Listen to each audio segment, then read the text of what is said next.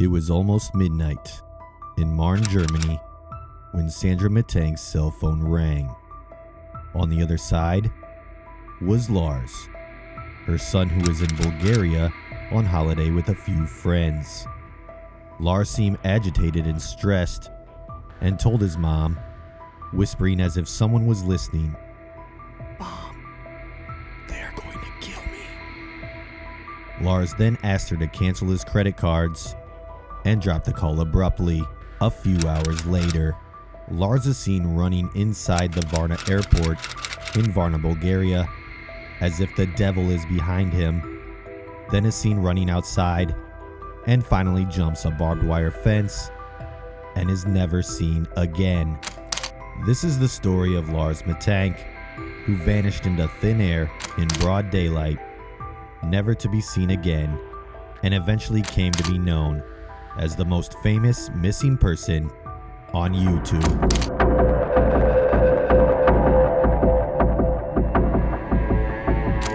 Lars Mittank, 28 years old at the time of his disappearance, was born in a small town in Germany. According to his family and friends, Lars had a normal childhood. He was athletic, good in academics, and was passionate about his job as a machine engineer. Another thing that he was really passionate about was his favorite football team, Werder Bremen. Now, this love and passion for his team may have been a major factor to his disappearance. Confused? You will understand why. Lars and four of his friends, including his childhood friends Paul Roman and Tim Schultz, landed in Varna, Bulgaria to spend a week relaxing at the beach, playing football, and clubbing. Lars was relaxed and in a good mood. The week went by really fast, Paul said to a German reporter after Lars disappeared. Lars wouldn't eat much throughout the trip. He would have salads or soup at a time, mentioned his other childhood friend, Tim. It was a perfect holiday. The guys were having a blast. Adding to the excitement was the ongoing Soccer World Cup happening in Brazil, whose enigma and excitement has swept over Europe.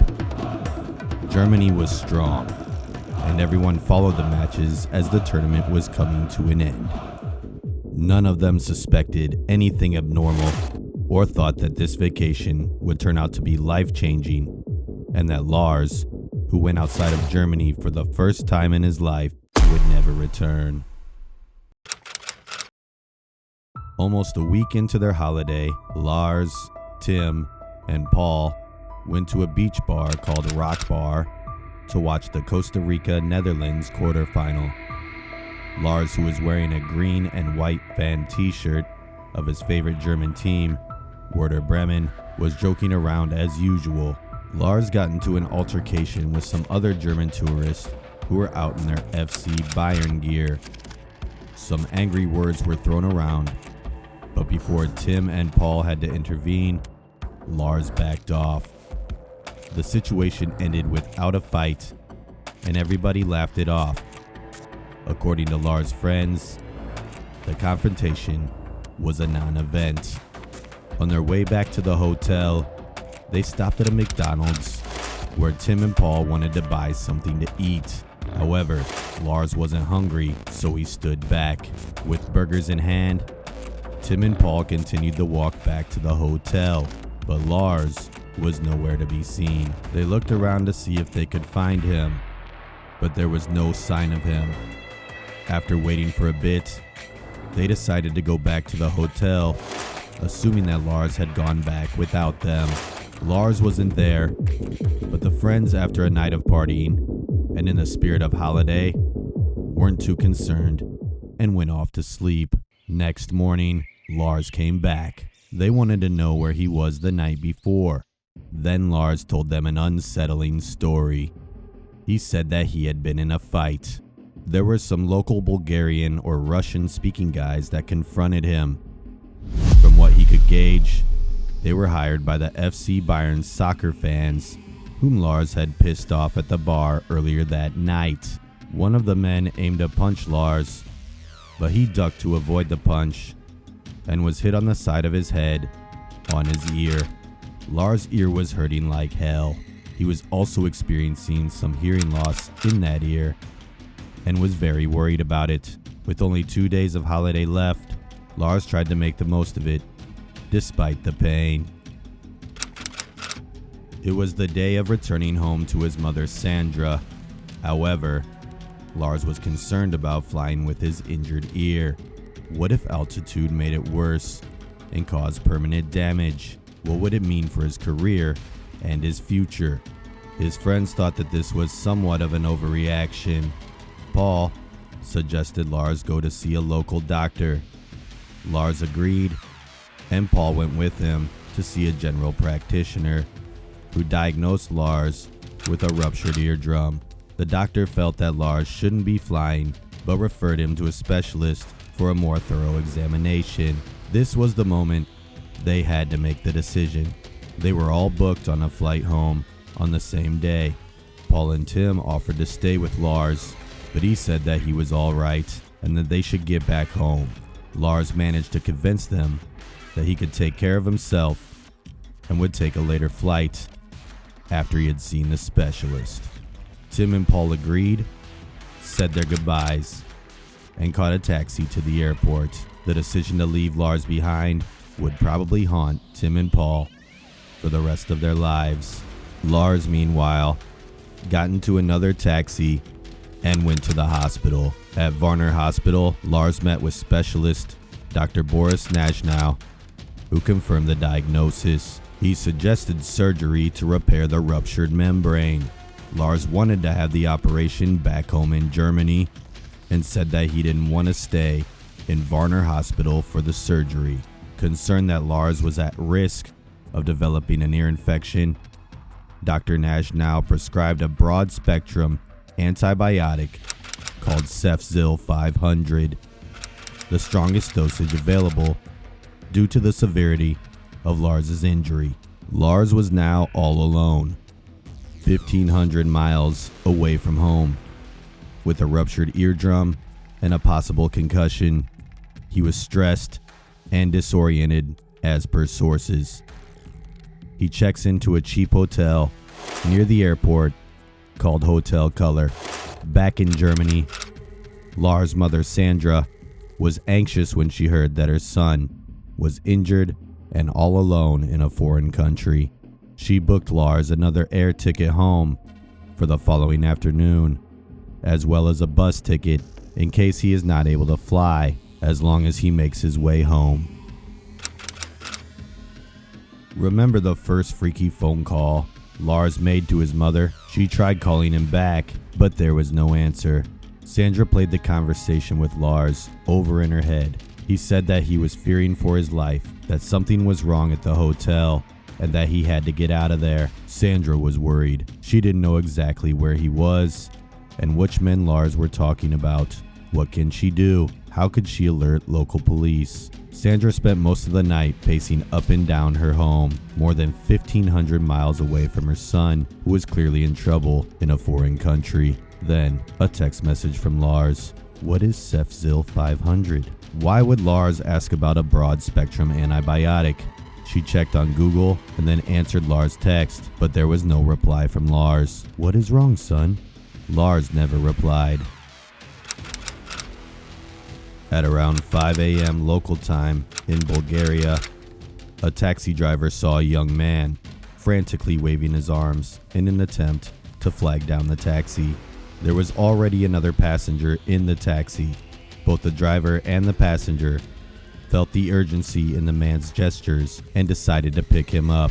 This man was Lars Mittank, who was thankful that the driver had stopped. Lars was eager to make his way to the airport and go home to Germany. Both the driver and the passenger, who was a local social worker, later mentioned that Lars' pupils were visibly dilated. The taxi dropped Lars off at the airport at around 6 a.m. As he walked into the building, he called his mom again and said, "I made it to the airport." Sandra was somewhat surprised, as he didn't say, "I'm at the airport," but "I made it to the airport." As his credit cards were canceled, Lars asked his mom to transfer 500 euros through Western Union. She agreed that she would do so as soon as they ended the call. She then asked him to find the medical center at the airport and get checked. CCTV cameras show that Lars walked around the check-in area aimlessly. He seemed calm and relaxed, just like any other traveler waiting to board his flight. A few moments later, Lars went to the restroom to freshen up, and when he came out, CCTV cameras captured him asking a woman for directions as she pointed towards the medical center. At around 9:30 a.m., Lars went into the treatment room of the airport doctor. Dr. Costa Costow said that throughout their examination, Lars was restless and fidgeted with his hands. The doctor suggested Lars should wait a few more days before he flew. Following the protocols, Dr. Costow took Lars' temperature and examined his ears. He gave Lars a few tablets for the pain caused by the rupture, but Lars placed the tablets back on the table and said that he didn't want to take anything. When the doctor said that it would bring some relief, Lars insisted that he didn't want medication. Dr. Costow recalls that Lars was nervous and whispered, almost to himself, "I don't want to die here. I have to get out of here." Lars became highly agitated and upset when he saw a man entering the doctor's cabin. The doctor tried to calm him down, telling him it was only an airport employee and that the airport was in the middle of an upgrade and construction workers were in and out all the time. But Lars wasn't pacified. He looked like he had seen a ghost. Next thing, suddenly, Lars rocketed up and bolted out of the room.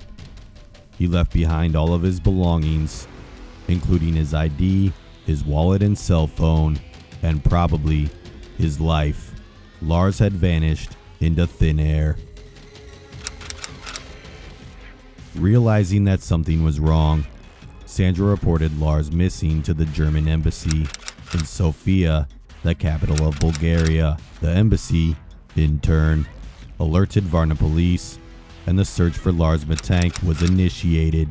Bulgarian police brought search dogs to the airport and the sunflower field, but they found no sign of Lars. The police, suspecting Lars could be a drug smuggler, searched his luggage, but found no trace of drugs. Nothing. In the clip you'll see, it was like he was desperately trying to get away from something or someone, running towards safety. Did someone want to rob him? Or to extort him? It didn't look like it. All of his belongings and valuables were in his luggage. Police also found the 500 euros that Sandra transferred via Western Union remained untouched in Lars' account. The disappearance was very, very strange. And because of the international nature of the case, the Varna police convinced the Interpol to get involved. But the Interpol couldn't find any concrete leads or evidence either. Was it really the bar fight with the FC Bayern fans which led to Sandra losing her son? Sandra did absolutely everything she could to find the truth. With the help of friends and some other German travelers who happened to be in Varna at the time, she distributed flyers and put up posters all over town. Sandra visited hospitals and morgues, but there was simply nothing that led them closer to understanding what had happened to Lars Mittank. Sandra said, "It's like the earth swallowed him up." Within a week of his disappearance, on Sunday, the 13th of July, Germany won the World Cup soccer tournament in Brazil. Under normal circumstances, Lars would have had a couple beers and watched the final with his friends and family, and probably would have been one of the happiest days of his life. But not to be. Lars' seat was empty, and nobody had a clue where he could be. Lars' disappearance still to this day remains Unexplained.